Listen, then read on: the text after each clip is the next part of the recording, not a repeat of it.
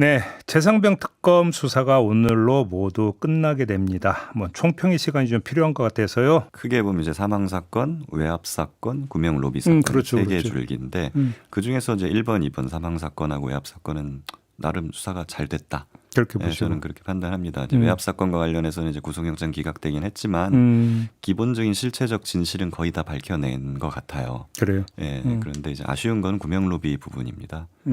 거기는 진실에 거의 다가가지를 못한 채로 이렇게 끝나게 돼서 그 부분이 그렇죠. 개인적으로 굉장히 아쉽습니다. 일단 이제 외압 사건은 대통령의 경로로 시작을 해가지고 그 박정원 대령에 대한 체포영장 청구를 직접 지시한 게 바로 윤석열 당시 대통령이다. 예. 이 이야기가까지 나왔으면 이제 모든 게 거의 규명이 됐다고 봐도 되는 겁니까? 그렇죠. 외압 사건에 있어서 지금까지는 윤석열이 경로를 했다. 이것만 나왔지 않습니까? 근데 사실 화를 낸 걸 가지고는 범법행위라고 보기 그렇습니다. 힘드니까. 이제 법률적으로는 화를 낸 것 자체는 죄가 된다라고 보기 좀 애매한 부분이 있습니다. 그렇죠. 그래서 사실은 뭔가 구체적으로 윤석열이 지시를 했다라는 핵심 진술이나 증언이 필요한 상황이었고, 그게 중요했죠. 예, 근데 거기에 있어서 아마도 그 이번에 기소유예 처분이 됐던 이시원 공직기강비서관하고 그 임기훈 국방비서관이 핵심적인 진술을 한 걸로 이렇게.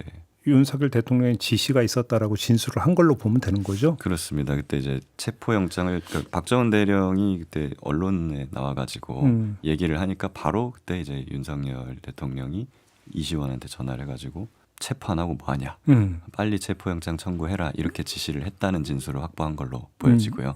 그리고 그 이후에 이제 수사 결과를 바꾸기 위해서 네, 그러려면 국방부 조사본부나 군사경찰에 압박을 가야 되잖아요. 그렇죠. 너희들 수사 결과를 안 바꾸면은 군사경찰을 다 조직을 날려버리겠다. 축소한다. 예, 그래서 막 절반 이하로 축소하라 뭐 이런 이제 거의 협박 같은 말을 하는 건데 그 부분은 아마 임기훈 국방비서관이 진술을 한 걸로 보여집니다. 아, 그렇게. 그러면 임기훈 그 이시원 두 사람에 대해서는 기소유예 처분을 내렸던 게 예. 그럼 두 사람이 특검에 가서 그런 주요한 진술을 했기 때문에 이렇게 해석을 해야 되는 겁니까? 그렇게 볼 수밖에는 없죠. 그래서 그래요? 사실 기소유예 처분에 대해서는 그 두 사람이 핵심적인 외압의 그 핵심 가담자이기 때문에 굉장히 저도 기소유예 처음 들었을 때는 이게 왜 이렇게 되지 하면서 굉장히 아쉬운 점이 많았습니다만은 예. 뭐 사정을 들어보면 특검 입장에서는 뭐 어쩔 수 없는 선택이었을 수도 있겠다라는 생각은 듭니다. 그럼에도 불구하고 아쉽습니다.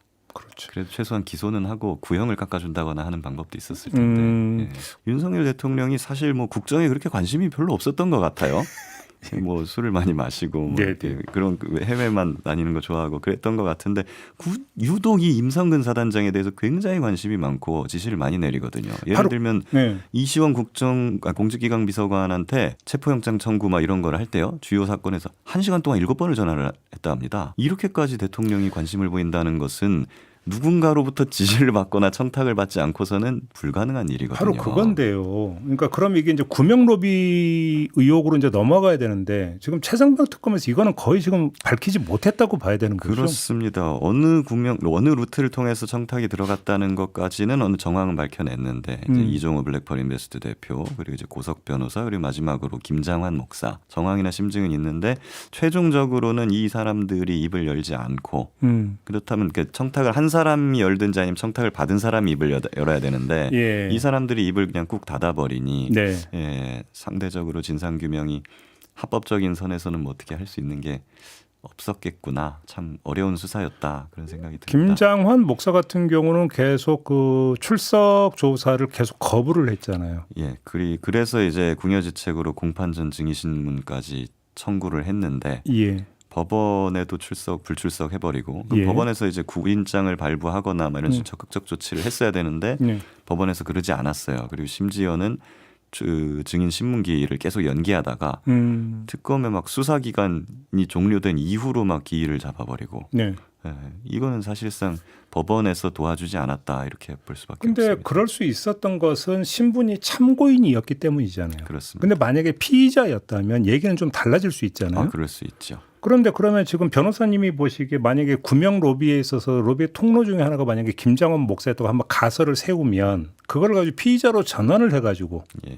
출석을 강제할 수는 없었던 걸까요? 그것도 가능은 했을 것 같습니다. 근데 왜 안 그 했을까요? 부분에 대해서의 어떤 적극적인 판단이 없었다는 점이 굉장히 아쉽고 네. 근데 아마 특검이 그렇게 판단한 것은 지금까지 정황만 있는 겁니다. 그러니까 음. 통화한 내역은 있어요. 많은데 그래서 그 통화를 통해 가지고 청탁을 했을 것이다라는 추론을 충분히 해볼 수가 있는데 어떤 내용으로 통화를 했는지는 구체적인 객관적 물증은 없는 상황인 거거든요. 저희도 저는 이제 통화 기록은 나왔는데, 예. 그죠? 통화 내용은 파악이 안 됐습니다. 그런 상황이다 보니까 이거를 쉽사리 피의자로 입건을 하는데 부담을 느꼈던 것 아닌가 예. 추정을 해봅니다.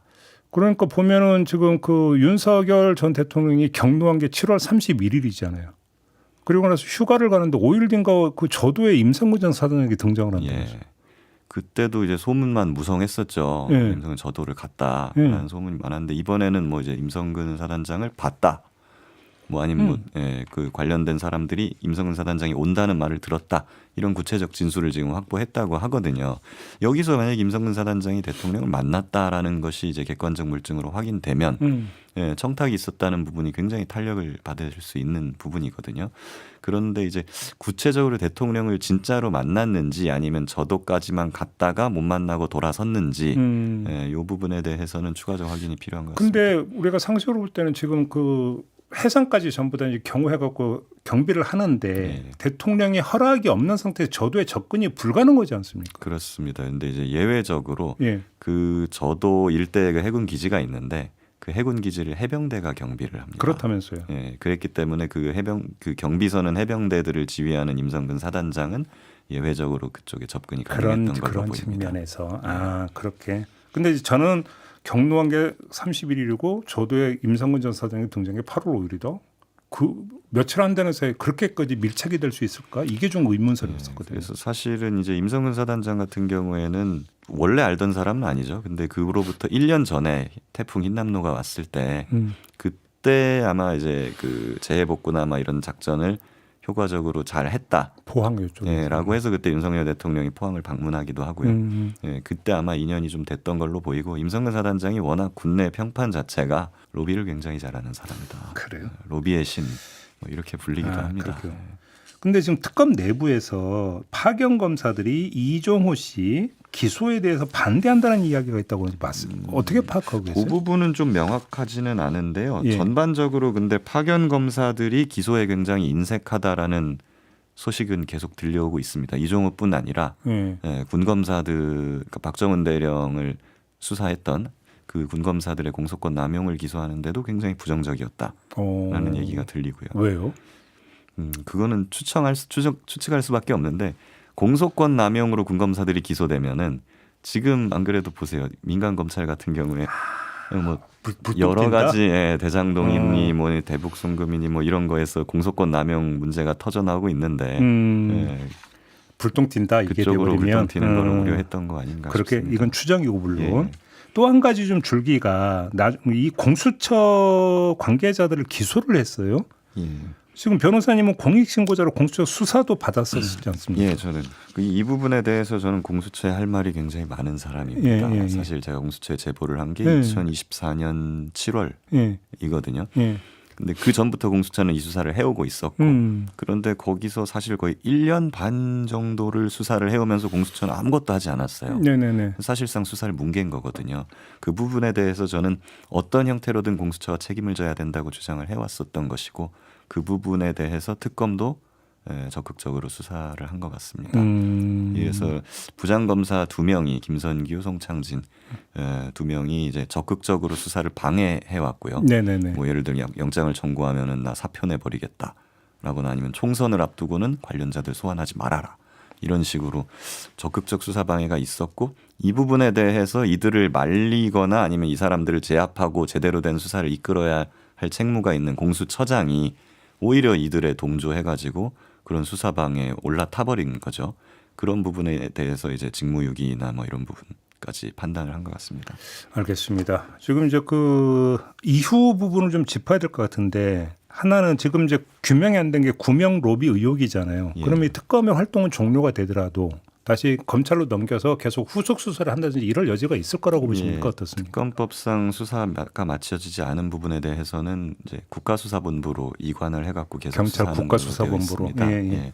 그래서 국수본에서 좀 적극적으로 이 부분에 대한 추가 수사나 이런 것들이 밝혀지길 바라고 저는 재판 과정에서도 아마 구명로비 의혹을 받는 사람들이 증인으로 나올 거라고 저는 보거든요. 네네네. 예, 그런 과정에서도 이 사람들이 또 위증이나 이런 부담을 서야 되기 때문에 거기서도 이 사람들이 추가적으로 그때 진실을 좀 밝힐 수 있지 않을까 그렇게 기대를 해봅니다. 근데 이제 그 과거에 어떤 보도에서 보면 구명로비 의혹에서 또 김건희 씨 이름이 등장을 한 바도 있지 않습니까? 예, 예. 신빙성은 어떻게 보세요? 저는 100% 했다고 저는 솔직히 개인적으로는 생각을 하고 있습니다. 100%. 예, 왜 그러냐면 윤석열 대통령이 일개 사단장한테 이렇게까지 관심을 가지고 1시간 동안 막 7번이나 전화를 하고 뭐 거의 50분 통화를 하고 체포영장 청구하라고 직접 지시하고 이런 것은 누가 시키지 않고서는 할 수가 없는 일입니다. V제로밖에 없다라는 말씀이시죠? 그렇죠. 그러니까 결국에는 이 특검도 그렇고 세 개 특검 모두가 결과적으로는 지금 모두가 돌아서고 있는데 이제 윤석열이 돌아설 차례만 남은 거예요. 알겠습니다.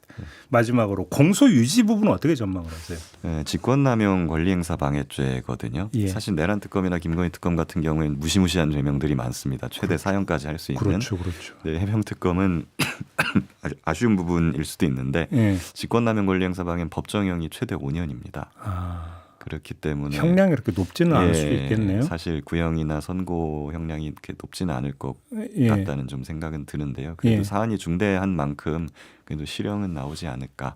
그 임성근 전 사단장을 제외하고 최성병 특검에서 청구했던 구속영장 거의 대부분이 기각이 됐는데 예. 혹시 이것이 그 이제 재판 가서 1심 선고의 어떤 그 방향과 형량을 가늠하는 하나의 척도가 될 수 있다고 볼 수 있나요? 그럴 수도 있겠다는 생각은 듭니다. 기본적으로 이제 뭐 수원 브라더스라고 불리는 그런 영장 판사들? 영장 예. 판사들이 기각을 굉장히 많이 한다. 그 부분에 대해서도 의혹이 있고 저도 의심이 많이 되기도 하는데요. 또 한편에서 바라보면은 직권남용 권리행사 방해 같은 경우에는 실형이 나오는 경우가 많지가 않기도 합니다. 그래서 이제 판사 입장에서는 이거 뭐 집행유예 나올 것 같은데 굳이 구속을 시켜야 되나? 이런 판단도 아마 정무적으로는 작용을 했으리라. 그래요. 라고 추측해 볼 수는 있을 것 같아요. 그래요. 일단 그렇게 놓고 본다면 이제 유무죄 다툼이 당연히 있고 예. 유죄 판단은 다 나올 거라고 보시는 거고 이 정도면은 유죄 판단은 나오고 다만 충분히 될 거라고 형량은 저는 봅니다. 그렇게 높지 않을 수도 있다. 법정형 상한이 5년이기 때문에 그래요. 예. 윤석열 전 대통령도 그렇죠. 그래서 5년 밑으로 아마 구형을 할 수밖에 없을 것입니다. 알겠습니다. 자, 오늘 말씀 여기까지 들어야 될 것 같네요. 고맙습니다, 변호사님. 감사합니다. 네, 김규현 변호사와 함께했습니다.